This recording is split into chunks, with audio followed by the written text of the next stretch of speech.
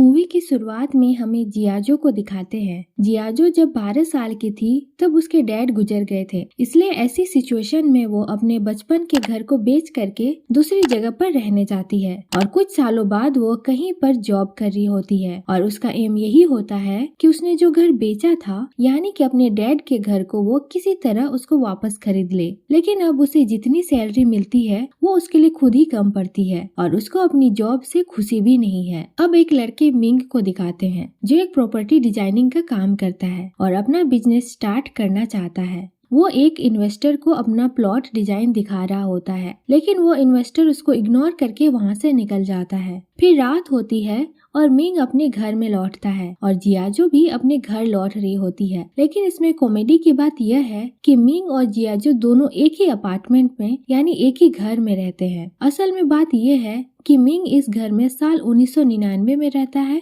और जियाजो इस घर में साल 2018 में रहती है। अब आप लोग ये सोच रहे होंगे कि ये दोनों अलग अलग टाइम लाइन में एक ही घर में कैसे रह सकते हैं। ये सब हमें आगे पता चलेगा। अब देखते हैं कि जियाजो नहा रही होती है और उस तरफ मिंग कुकिंग कर रहा होता है। वो बर्तन की सिंक में डालकर वॉश कर रहा होता है तो जियाजो उसके बाथटब में कुछ मिलता है और मिंग को सिंक में जियाजो की ड्रेस मिलती है। इसे देखकर दोनों को कुछ भी समझ में नहीं आता और वे सोचते हैं कि अचानक उनके घर में ऐसा कब और क्यों हो रहा है। लेकिन बहुत थक जाने के कारण दोनों इसके बारे में ज्यादा नहीं सोचते और बेड पर जाकर सो जाते हैं। फिर अगले दिन सुबह मिंग के चेहरे पर जियाजो एक जोर का तमाचा लगाती है। वो दोनों शॉक्ड होकर उठते हैं और देखते हैं तो उन दोनों के कमरे मिक्सअप हुए हैं और वो कमरा पहले से भी बड़ा होता है। अब ये सब देखते ही दोनों घबरा जाते हैं। फिर जियाजो मिंग को चोर समझकर वहाँ की चीजों से उसे मारने लगती है। मिंग भी यहाँ वहाँ भाग रहा होता है। तब उन्हें समझ में आता है कि दोनों के कमरे मर्ज हुए हैं। अब मिंग उसके कमरे के विंडोज के बाहर देखता है तब वहाँ बादल छाए हुए हैं और यहाँ जियाजो अपने कमरे से बाहर देखती है तो वहाँ तेज धूप होती है। फिर मिंग अपना डोर ओपन करके बाहर जाता है तब उसे कुछ अलग नजारा नहीं दिखता। वो अब तक साल 1999 में ही होता है, लेकिन जब जियाजो उसके दरवाजे से बाहर देखती है तो वो एकदम शॉक्ड हो जाती है क्योंकि वो अब तक तो ईयर 2018 में जी रही होती है, लेकिन उसे बाहर 1999 के सीन्स दिखते हैं और वो घबराकर अंदर जाती है और डोर लॉक कर देती है। फिर वो अपने कमरे के दरवाजे को खोलकर देखती है तब वो फिर से 2018 में आ जाती है। लेकिन अब मिंग ये देखकर बड़ा ही हैरान हो जाता है क्योंकि वो अब तक 1999 में ही जी रहा था और अब 2018 में टेक्नोलॉजी और भी एडवांस हो गई होती है। फिर दोनों घबराकर अंदर जाकर डोर लॉक कर देते हैं। फिर वे दोनों समझ आते हैं कि दोनों एक ही अपार्टमेंट में अलग अलग टाइमलाइन में जी रहे हैं। जियाजो मिंग के चेहरे पर एक और तमाचा लगाती है और मिंग इसका रीजन पूछता है। तब वो कहती है कि ये सपना है या सच, ये जानने के लिए मैंने तुम्हें तमाचा मारा। मिंग कहता है कि इस तरह लड़ते रहने से कुछ नहीं होगा, क्यों ना हम इन दोनों दरवाजों को एक साथ ओपन करके देखें कि क्या होता है। फिर वो दोनों जाकर अपने साइड वाले डोर को एक साथ खोलने की कोशिश करते हैं, लेकिन उस समय उन दोनों के कमरे फिर से मर्ज होने लगते हैं। तो अब वो समझ आते हैं कि दोनों दरवाजे को एक साथ खोला नहीं जा सकता। अब जियाजो को याद आता है कि 1999 में उसके डैड जिंदा थे, इसलिए वो उससे कहती है कि तुम अपने साइड का दरवाजा खोलकर मुझे तुम्हारे टाइमलाइन में ले चलो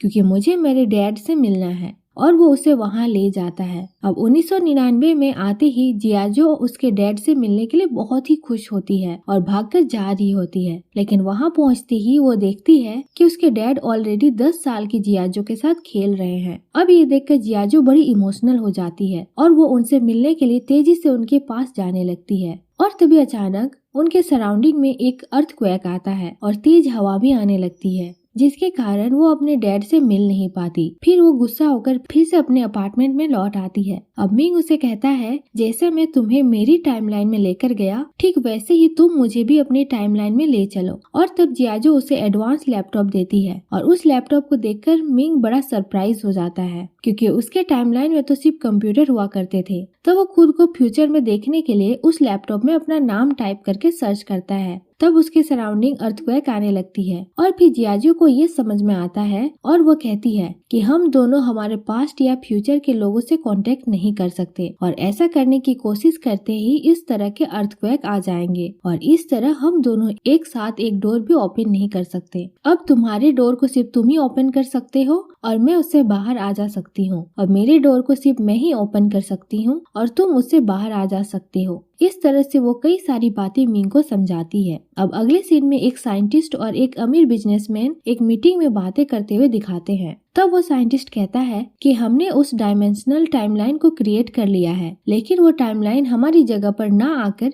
इस सिटी में किसी और प्लेस में क्रिएट हो गई है और हमें किसी भी तरह वो स्पेस को फाइंड करना होगा। इस तरह वो उस बिजनेसमैन से कहता है, लेकिन उस बिजनेसमैन के माइंड में सिर्फ एक ही बात चलती है कि उस टाइम वैन के जरिए बहुत सारे पैसे कैसे कमाए जाए। लेकिन मीटिंग खत्म हो जाती है पर बिजनेसमैन का चेहरा नहीं दिखाया जाता। अब रात हो जाती है। मिंग और जियाजो को नींद नहीं आती। तब जियाजो कहती है कि मेरे डैड मुझे छोड़कर ऊपर चले गए, इसलिए मैं ऐसी सिचुएशन में आ गई हूँ। मुझे जब तक उनकी याद आती है तब मैं उनकी कार की को देखती रहती हूँ और लोन न चुकाने की वजह से मेरे बचपन का घर भी मेरे हाथ से निकल गया है, लेकिन मैं उस घर को वापस खरीद कर ही रहूंगी। अब इस तरह की इमोशनल बातें करती है। फिर सुबह हो जाती है और जियाजो और मिंग दोनों ही अपने टाइमलाइन में ऑफिस के लिए निकलते हैं। असल में जियाजो को एक अमीर आदमी के साथ शादी करनी होती है और इतना ही नहीं, उसकी एक कंडीशन भी होती है कि उससे शादी करने वाला आदमी अगर उसका घर वापस खरीद कर उसको देता है तो ही वो उससे शादी करेगी। और इसी कंडीशन के साथ वो कई लोगों को डेट भी करती है, लेकिन उसकी इस कंडीशन को कोई नहीं मानता। और ऐसे ही चलते चलते उसे एक दिन एक अमीर आदमी मिलता है जो उसकी कंडीशन के लिए राजी हो जाता है, लेकिन वो जियाजो से उम्र में काफी बड़ा लगता है और वो बात भी बड़ी अजीब तरीके से ही करता है। लेकिन वो अमीर होने की वजह से जियाजो उससे शादी करने के लिए राजी हो जाती है। फिर वो कहता है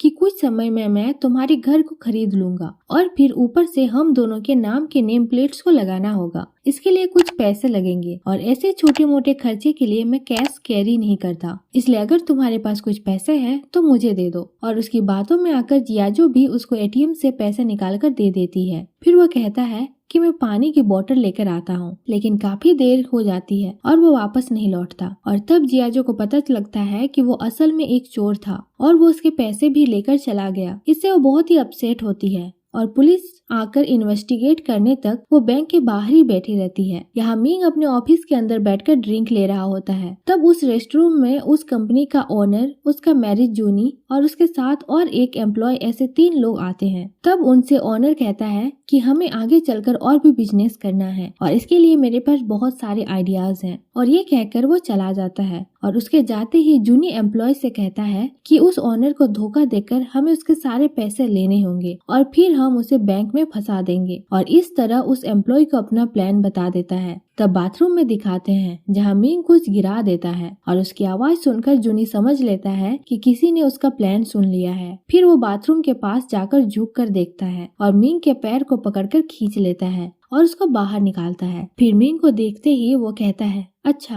तुम्हें कोई बिजनेस स्टार्ट करने के लिए पैसों की जरूरत थी ना, उसके लिए मैं तुम्हें बैंक से लोन अरेंज करवा देता हूँ, लेकिन तुम मेरी कही बातों को किसी और से नहीं कहोगे। तो मिंग भी कहता है, ठीक है, मैं सोच कर बताता हूँ। फिर थोड़ी देर बाद जॉनी मिंग को अपने कैबिन में बुलाकर कहता है, मैं तुम्हें क्यों लोन अरेंज करके दूं? तुमने तो सिर्फ मेरी बातें सुनी है, लेकिन तुम्हारे पास इसका कोई प्रूफ तो नहीं है और अब तो मैंने तुम्हें नौकरी से निकाल दिया है, तो तुम अब घर जा सकते हो। इस पर मिंग उससे कई बार रिक्वेस्ट करता है और कहता है, मैं इस बात को किसी और से नहीं शेयर करूंगा और प्लीज मुझे नौकरी से मत निकालिए। लेकिन जूनी की बातों को इग्नोर करता है और उसे नौकरी से निकाल देता है। यहाँ जियाजो एक ज्वेलरी शॉप में काम कर रही होती है। तब वहाँ उसकी बचपन की बेस्ट फ्रेंड दियाहो आती है और कई सालों के बाद मिलने से वो काफी खुशी से बातें करते हैं। दियाहो ने एक अमीर आदमी से शादी की होती है और ये बात वो जियाजो को बताती है। तब जियाजो भी उससे कहती है कि हाँ, मेरे हस्बैंड भी बहुत अमीर है और वो हमेशा बिजी रहते हैं, और इस तरह वो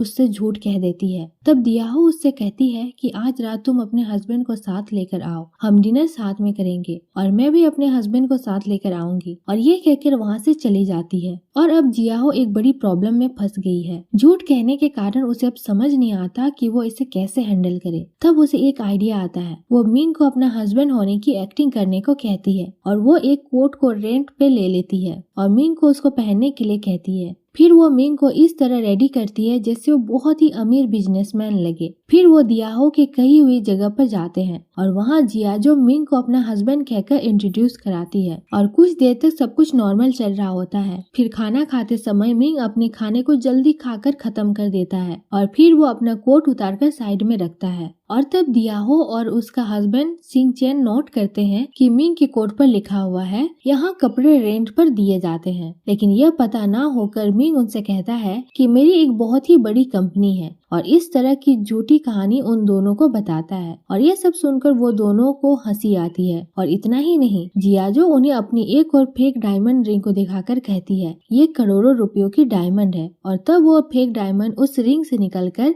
आग के पास जाकर गिरता है और वो पूरी तरह से मेल्ट हो जाता है। अब ये सब देखकर दियाहो और सिंचन हंसने लगते हैं और इससे जियाजो बहुत ही शर्मिंदा होती है और फिर घर लौट जाती है और इसी बात को सोचकर मिंग के सामने रोती है। अब टीवी में कोई लॉटरी टिकट का शो चल रहा होता है और उस शो को देखते ही वो लॉटरी टिकट खरीदकर अमीर बनने के सपने देखने लगते हैं और वे असल में कौन सा नंबर जीतेगा इसका पता लगाते हैं। और फिर अगले दिन ही मिंग के टाइमलाइन में यानी 1999 में जाकर तुरंत उस नंबर वाली लॉटरी टिकट खरीद लेते हैं। अब क्योंकि दोनों को पता चल गया है कि उनकी लॉटरी विन करेगी, इसलिए में दोनों खूब मजे करते हैं और इस दौरान जियाजो मिंग को अपने टाइमलाइन में ले लेती है और दोनों बहुत ही एंजॉय करते हैं और बाहर में जाकर ड्रिंक्स करते हैं। तब उस रेस्टोरेंट का स्टाफ उनसे आकर ड्रिंक्स के पैसे मांगता है। तब जियाजो कहती है मेरे सारे पैसे खत्म हो गए हैं, इसलिए तुम मेरा पर्स रख लो। ये कोई नॉर्मल पर्स नहीं है बल्कि बहुत कीमती है और कल मैं आकर तुम्हें पैसे देकर ये पर्स वापस ले लूंगी। अब अगले दिन सुबह होते ही दोनों उठकर लॉटरी टिकट के रिजल्ट को जानने के लिए बड़े क्यूरियस होते हैं और एज एक्सपेक्टेड उनकी लॉटरी टिकट ही विन करती है। लेकिन तब अचानक उनका लॉटरी टिकट से नंबर गायब हो जाता है और दोनों बड़े उदास हो जाते हैं। फिर उन्हें समझ में आता है कि वो उनकी फ्यूचर को चेंज नहीं कर सकते। और तब अगला दिन जियाजो उस रेस्टोरेंट में जाकर अपना पर्स वापस मांगती है। तब वो स्टाफ देने से मना कर देता है और कहता है कि पहले पैसे दो, लेकिन उसके पास तो पैसे होते नहीं और वो गुस्से में घर लौट आती है। अभी उस समय एक बड़े एड स्क्रीन पर मिंग को दिखाते हैं। असल में वो 2018 की टाइमलाइन में रहने वाला मिंग है और इन फ्यूचर मिंग एक अमीर बिजनेसमैन बना होता है और अब वो मीडिया पर इंटरव्यू देने आया होता है। उसको देखकर मिंग शॉक्ड हो जाता है और सोचता है कि मैं फ्यूचर में ऐसे कैसे बन गया हूँ। फिर दोनों वहाँ जाते हैं जहाँ फ्यूचर मिंग इंटरव्यू दे रहा होता है। दोनों उस जगह पर पहुँच जाते हैं। वहाँ जाकर जब मिंग इन फ्यूचर मिंग के पास जाने की कोशिश करता है तब वहाँ फिर से अर्थक्वेक आता है। फिर वो प्रोग्राम भी कैंसिल हो जाता है। तब फ्यूचर मिंग को ऐसा लगता है कि वो इसके पहले जियाजो से मिला है। इस तरह जियाजो से जुड़ी हुई बातें उसे याद आती है और यह मिंग स्लिप होकर नीचे गिरता है और उसके हाथ पर चोट आती है। तब फ्यूचर मिंग के हाथ पर भी वही चोट आती है और इससे यह पता चलता है कि जो भी मिंग करता है वो उस फ्यूचर मिंग को भी इफेक्ट करेगा। और पहले की मीटिंग सीन में जिस बिजनेसमैन को दिखाया गया था वो कोई और नहीं बल्कि फ्यूचर मिंग ही है और उसके साथ जो साइंटिस्ट बातें कर रहा था वो जूनी है, जिसने 1999 में मिंग को नौकरी से निकाल दिया था। अब जूनी फ्यूचर मिंग से कहता है कि 1999 का मिंग अपने टाइमलाइन में ना होकर आज के टाइमलाइन में आ रहा है और इसलिए आपको ऐसी मेमोरीज भी आती रहेंगी और ये सब बात आप पर भारी पड़ सकती है। यहाँ अगले दिन मिंग अपने ऑफिस में जाकर जॉनी से मिलता है और कहता है आप क्या मुझे नौकरी से निकालेंगे? लीजिए मैं खुद ही नौकरी छोड़कर जा रहा हूँ। और ये कहकर रेजिग्नेशन लेटर देकर चला जाता है। और यहाँ फ्यूचर मिंग जियाजो की ज्वेलरी शॉप में आकर उसे डेटिंग पर अपनी कार में लेके जाता है। लेकिन वो जितनी खुश उस 1999 वाले मिंग के साथ थी उतनी खुश उसे इस फ्यूचर मिंग के साथ रहने पर नहीं मिलती। और फ्यूचर मिंग उसे कोस्टेड रेस्टोरेंट में लेकर जाता है, लेकिन फिर भी जियाजो कुछ मिस कर रही होती है। डिनर करते समय फ्यूचर मिंग उससे कहता है कि मुझे पता है कि तुम पास्ट वाले मिंग के साथ रह रही हो, लेकिन अब तुम मेरे पास्ट के साथ मत रहो क्योंकि इससे मेरा फ्यूचर अफेक्ट हो सकता है। मैं किसी गोल के साथ आगे बढ़ रहा हूँ, लेकिन इसमें तुम्हारी वजह से कोई प्रॉब्लम आ सकती है और तुम्हारे बचपन के घर को मैं तुमको वापस खरीद कर दे दूंगा, लेकिन उसके बदले में तुम्हें 1999 वाले मिंग को छोड़कर उससे दूर जाना होगा। अब ये सुनकर और कोई रास्ता न होने पर जियाजो भी उसके लिए एग्री करती है, लेकिन वो उस घर के लिए नहीं बल्कि उसकी वजह से मिंग के फ्यूचर में कोई प्रॉब्लम ना हो ये सोचकर हाँ कर देती है। फिर जियाजो घर आती है और मिंग से कहती कि मुझे और जगह पर अच्छी नौकरी मिल चुकी है, इसलिए मैं यहाँ से जा रही हूँ। और अगले दिन सुबह होते ही वो अपना सारा सामान लेकर उस अपार्टमेंट से बाहर निकलती है और मिंग को छोड़कर जाने के बारे में सोचकर रोने लगती है। लेकिन जियाजो ने अपने टाइमलाइन में जाते समय अपने डोर को लॉक नहीं किया होता और वो जरा सा ओपन रह जाता है और मिंग इसे नोटिस करता है और अब जियाजो की हेल्प के बिना ही उस टाइमलाइन में इजीली जा सकता है। और मिंग के टाइमलाइन में उसका मैनेजर जूनी उस कंपनी के ओनर पर अटैक करता है और इससे ओनर बेहोश हो जाता है। फिर जूनी घबराकर उसे ड्रिंक पिलाने लगता है। असल में उसका प्लान ये होता है कि उसे ड्रिंक पिलाकर नशे में उसको मारना होगा ताकि लोग समझेंगे कि वो एक्सीडेंट से मरा है। अब जियाजो की टाइमलाइन को दिखाते हैं और वो काफी सालों बाद अपने बचपन के घर में आती है। तब जियाजो ने जिस पर्स को उस रेस्टोरेंट के स्टाफ को दिया था वो पर्स फ्यूचर मिंग लाकर उसको देता है। और तब जियाजो नोट करती है कि मिंग के कोट पर उस शॉप का स्टिकर लगा होता है और ये देखते ही वो समझ लेती है कि वो फ्यूचर मिंग नहीं बल्कि 1999 वाला मिंग है। और फिर वो दोनों किस करने लगते हैं और जियाजो उससे कहती है कि हमारा सेपरेट हो जाना ही तुम्हारे फ्यूचर के लिए अच्छा होगा, इसके आगे से तुम कभी मुझसे मिलने की बात मत करना। और उसको ऐसा कहकर भेज देती है। फिर दोनों ही रोने लगते हैं और मिंग सैड होकर अपने अपार्टमेंट में लौटता है और तब उसे जूनी कॉल करके अर्जेंटली एक ब्रिज पर पहुंचने के लिए कहता है। मिंग को कुछ समझ में नहीं आता कि नौकरी छोड़ देने के बाद भी जूनी उसको क्यों बुला रहा है। असल में जूनी ने मिंग को इसलिए बुलाया होता है क्योंकि उसे ऑनर को मारने के लिए उसकी हेल्प की जरूरत थी। वो उससे कहता है हम इसे अब मार देंगे लेकिन ये एक एक्सीडेंट लगना चाहिए। लेकिन मिंग को ऐसा नहीं करना होता है और वो जूनी को लाख समझाता है कि ऐसा मत करो, ऐसा करना गलत है। लेकिन जूनी उसकी बातों को इग्नोर कर देता है और तब मिंग कुछ बातें रियलाइज करता है कि 1999 में मिंग और जूनी ने मिलकर उस ऑनर को मार दिया था और इसी वजह से मिंग को मैनेजर की पोस्ट मिली थी और इस तरह से वो इतना अमीर बन गया था। ये सारी बातें समझ लेता है। उस कार की के चेन को नोटिस करता है और ये वही चेन है जिसे देखकर जियाजो अपने डैड को मिस करती थी, यानी वो ऑनर ही जियाजो के डैड है। अब ये समझते ही मिंग सोचता है कि मैंने जो मिस्टेक की थी उसे मैं ही ठीक करूंगा। फिर वो जाकर जूनी को रोकता है और उस ऑनर को बचा लेता है और ऐसा करने पर फ्यूचर मिंग गायब हो जाता है और जियाजो को अपने डैड वापस मिल जाते हैं और वो फिर से बचपन से अपने डैड के साथ टाइम स्पेंड करने लगती है। अब टाइम पास्ट में जाने से वहाँ सब कुछ बदलने लगता है और मिंग सभी चीज को बदलते हुए देखता है और वो तब जियाजो से मिलने के लिए उस अपार्टमेंट की तरफ भागता है और दोनों एक दूसरे से मिलने के लिए भाग कर आते हैं और फिर दोनों एक ही जगह पर मिलते हैं। तब जियाजो धीरे धीरे गायब होने लगती है। तब मिंग उसे कहता है अब कुछ देर में तुम गायब हो जाओगी और अब तुम तुम्हारे पास्ट में आ गई हो और अब तुम उम्र में मुझसे 7 साल छोटी भी हो। तुम मुझे नहीं जानती लेकिन मैं तुम्हें अच्छी तरह से जानता हूँ। मैं तुम्हारा साथ नहीं छोड़ूंगा और मैं तुमसे मिलने जरूर आऊंगा। ऐसा कहते रहने पर जियाजो गायब हो जाती है। अब 8 साल बाद दिखाते हैं जियाजो अपने पसंद की कोई म्यूजिक सुनकर उस म्यूजिक की तरफ चलकर आ रही होती है और वहाँ आते समय में मिंग उसको देख लेता है और उसके पास जाने लगता है। तब पास आते ही जियाजो उसे किक करती है और गुस्से में उससे पूछती है कि क्या तुम चोर हो, इस तरह मेरे पास क्यों आ रहे हो। और इस समय मिंग सोचने लगता है क्या अभी भी हमें इस प्यार को लड़ाई से शुरू करना पड़ेगा। और दोस्तों इसी के साथ ये मूवी यहाँ पे खत्म होती है। अगर वीडियो अच्छी लगे तो प्लीज लाइक शेयर और सब्सक्राइब कर देना। Thanks for watching.